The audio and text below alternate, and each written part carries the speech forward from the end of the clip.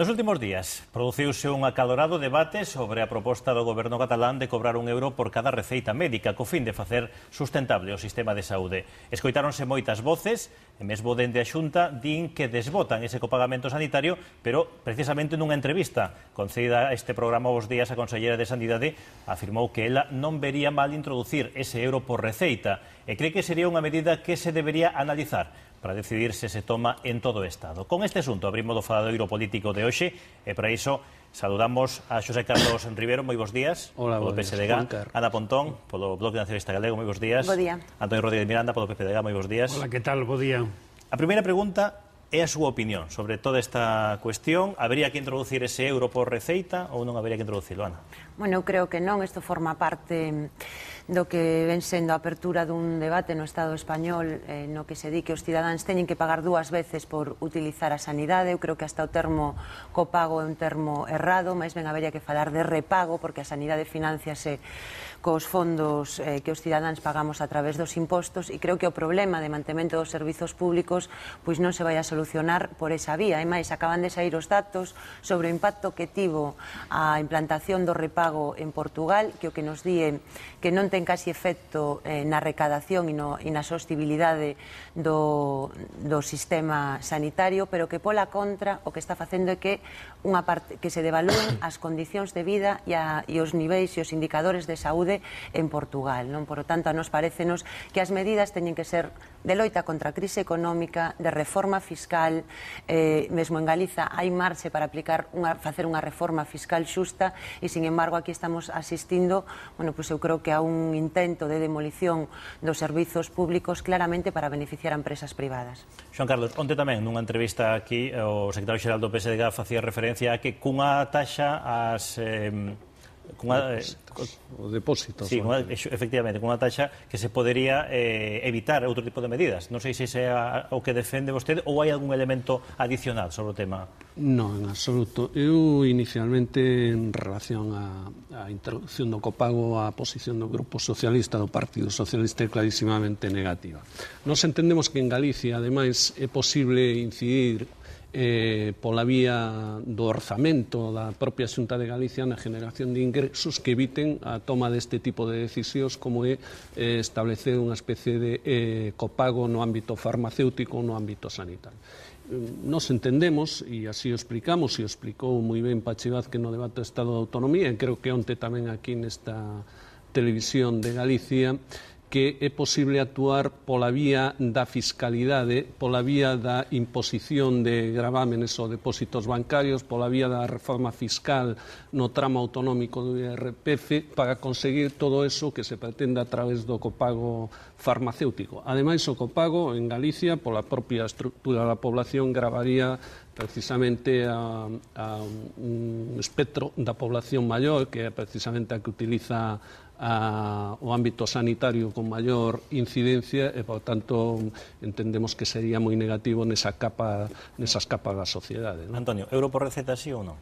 En Galicia non. En Galicia non, porque non fai falla, non? Galicia foi capaz de adoptar medidas que permitiron xa no ano pasado aforrar en torno aos 100 millóns de euros o gasto farmacéutico, e este ano preténdese incrementalo en torno a 60 millóns de euros máis.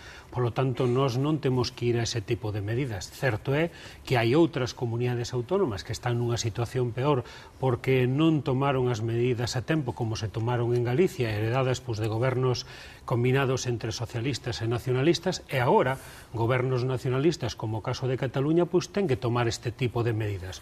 Ben, esas medidas eu creo que sempre hai que equilibralas, tendo en conta fundamentalmente o nivel de rendas, porque evidentemente non lle podemos pedir ou non supón o mismo pagar €1 por receta a unha persona cunhas rendas que non acaden nin os 1.000 euros ou cunha pensión que poida estar nos 600 euros, como hai un número moi elevado no caso de Galicia, que outra que teña unhas rentas que pasen os 2 ou os 3.000 euros, non? Por lo tanto, aquí non é necesaria, pero nós, se se implanta a nivel nacional, porque noutros sitios é necesaria, pois tampouco facemos ningún tipo de condeno ao respecto, sobre todo se se guarda esa proporcionalidade de rentas. Bueno, a mí o que me parece que claramente o Partido Popular abre as portas a que isto se poda introducir. Eu creo que levamos 2 anos advertindo desde o Bloque Nacionalista Galego que hai unha intención clara de ir degradando os servizos públicos, de introducir o, eu insisto, repago na sanidade. En Galiza xa temos exemplos, xa se lle cobra 10 euros aos cidadáns pola renovación da súa tarxeta sanitaria. Fíxose un decreto que abre as portas a que os cidadáns teñan que pagar servizos, por exemplo, no transporte sanitario ou no que o PP denomina mal uso da sanidade pública, que non acaba de concretar en que se parece iso, e eu creo que é moi grave porque o que se vai a producir é unha brecha social moi importante e veremos como as persoas con rentas máis baixas van a ter dificultades para acceder ao sistema sanitario. Eu creo que a saúde e o sistema sanitario é un dos elementos máis importantes do estado de benestar. O que a mí me parece é que no Estado español e en Galiza se deberían de enfocar como se deben manter os servizos públicos. Primeiro, porque é falso que aquí exista un gasto social excesivo. O Estado español é un dos estados da Unión Europea que menos invirte en sanidade.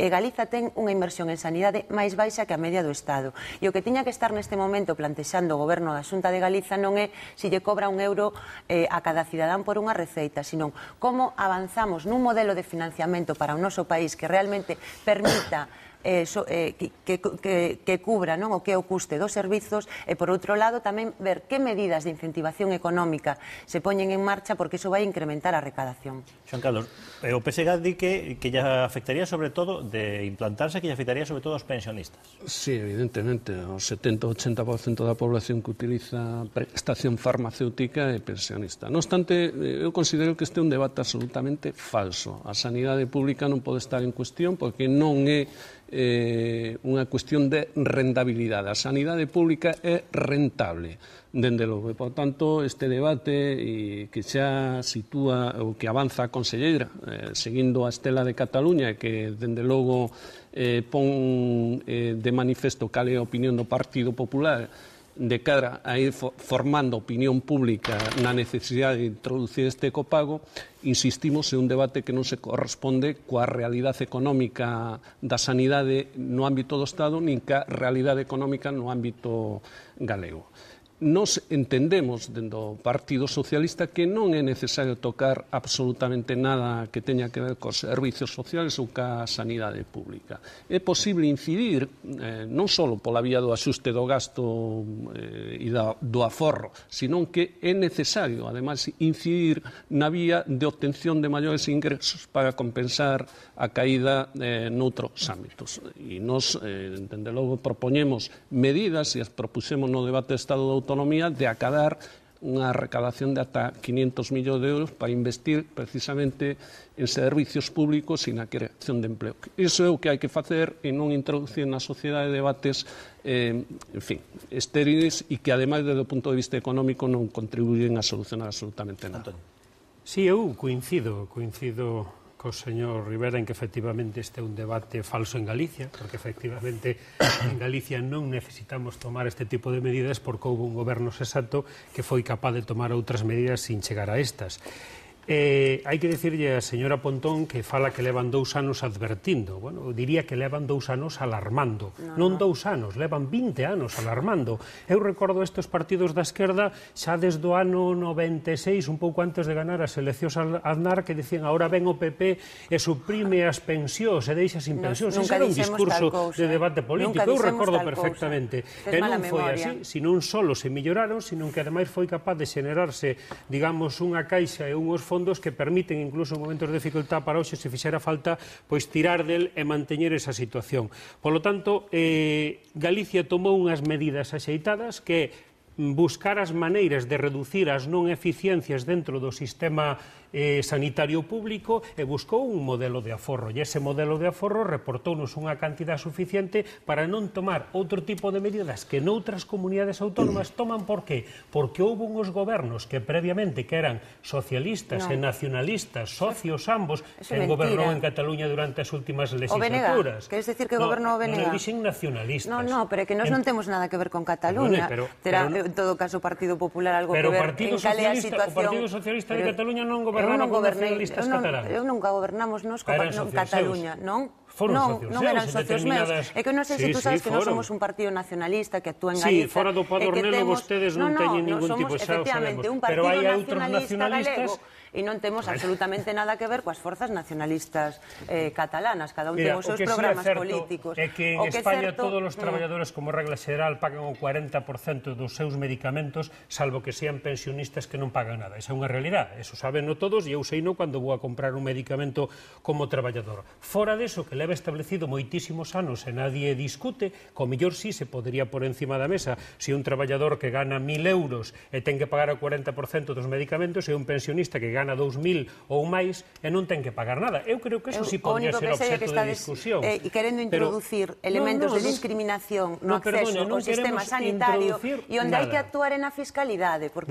se houbera realmente unha fiscalidade xusta, ese problema xa estaría superado, porque todos a través da nosa declaración da renta aportaríamos en función dos nosos ingresos. Pero aquí hai unhas diferencias moi importantes entre o que aportan, verdad, os que teñen máis e os que teñen menos. E o PP acaba de facer unha reforma fiscal que o que fai é volver a cargar sobre as rentas medias e baixas as subidas de impostos, mentres aos grandes empresarios, aos que teñen grandes beneficios empresariais, se lles permite tributar a uns niveis que son absolutamente desproporcionados e que ademais están moi lonxe do que é a fiscalidade media europea, porque un empresario aquí paga 10 veces menos impostos que un empresario en outras zonas, e iso é o que habría que incidir. Creo que quedaron claras as tres posturas neste asunto. Imos cambiar de tema, deixamos a sanidade e imos aos tribunais. É que está sendo esta unha semana intensa dentro do punto de vista judicial. O expresidente balear, o popular Jaume Matas, era condenado o martes a 6 anos de cadea por corrupción.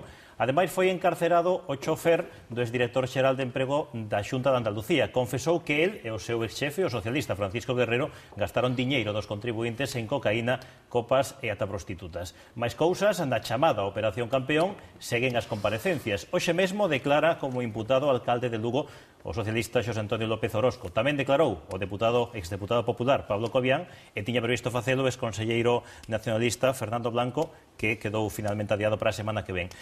Está claro que estos son feitos eillados, isto non é o común da política, pero creen que este tipo de cuestións axudan a que os cidadáns teñan apego á política?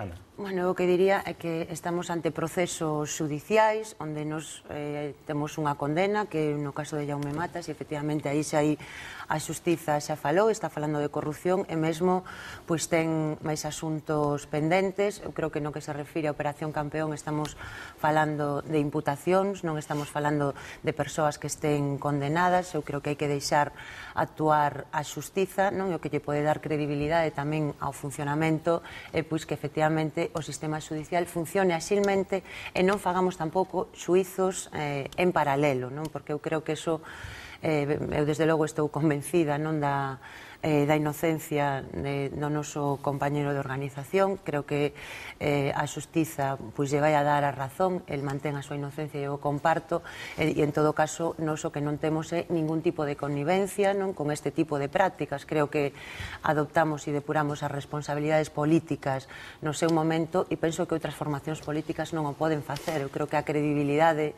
dunha organización está en que non permita que existan pois ningún tipo de dúbidas a respecto de que non ampara nin comparte esas prácticas, que eu tamén creo que non se pode decir que iso sexa política porque estaríamos, desde logo, deformando a realidade. Claro, esa é a cuestión, porque despois hai os informes do CIS que din que un dos principais problemas son a clase política.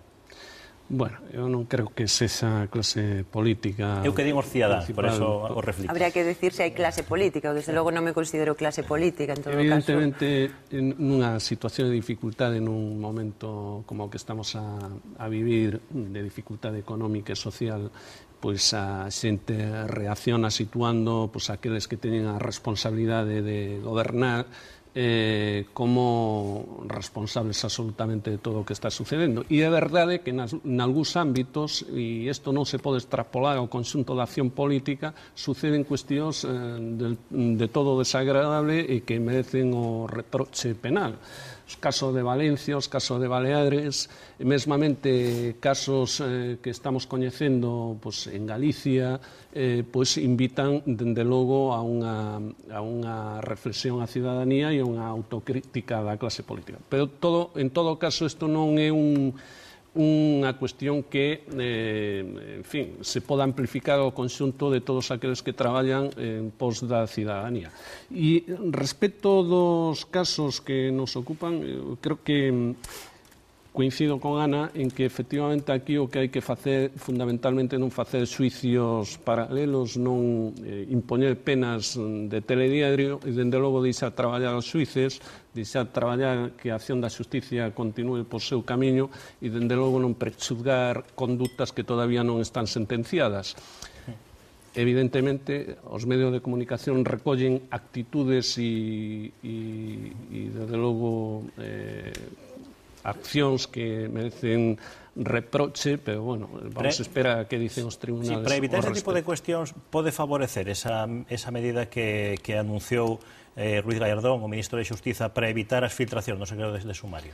Evidentemente, todo axuda, non? O que sí está claro é que ese tipo de conductas ningún partido as podo aceptar, ten que reprobalas públicamente e non debe manteñer nas súas filas a personas que teñan este tipo de conductas, non? Eu creo que aquí en Galicia hai dúas formacións que foron exemplares, falo do Bloque Nacionalista Galega do Partido Popular, donde había persoas que estaban inmiscuídas neste tipo de procesos e hoxe non están formando parte deses partidos, estánse defendendo como ciudadanos normales, deixando os seus postos públicos a un lado.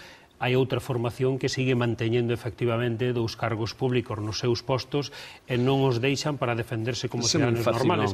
Cada ciudadano valorará esa situación, non? Nós temos que respetar absolutamente os procesos xudiciales, pero tamén é necesario que efectivamente todos esos procesos xudiciales queden no ámbito xudicial e non se deixen saltar directamente aos medios de comunicación saltándose secretos de sumario que deixan de ser segredos, non? Temos que deixarlo aquí. Moitas grazas aos tres por estar aquí neste faladoiro de